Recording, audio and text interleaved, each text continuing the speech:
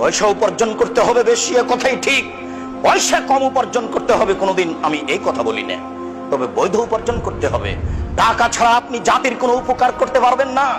নিঃস্ব অসহায় অবস্থায় ওই কথাটা আল্লাহ রাসূল খোলা মাঠে ঘোষণা করেছিলেন।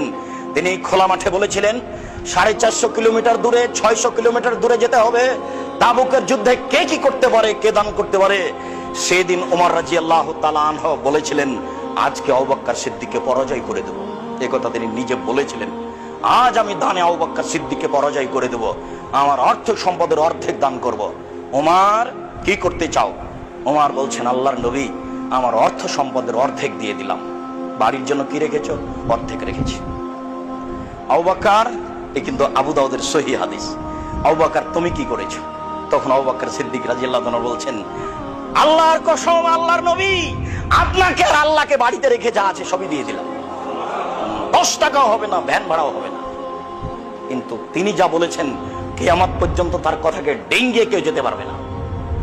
তখন ওমর বললেন, আজ যখন পরাজয় হয়ে গেলাম, জীবনে কোনোদিন আবু বকর সিদ্দিককে দান করে আর পরাজয় করতে পারবো না। যা টাকা ছিল তাতে হয়তো আবু বকর সিদ্দিকের টাকার চেয়ে উমরের টাকা 10 গুণ বেশি হতে পারে, কিন্তু ভাষা যেটা আবু বকর সিদ্দিকের ছিল, এই ভাষাকে ডেঙ্গিয়ে পৃথিবীর কেউ যেতে পারবে না।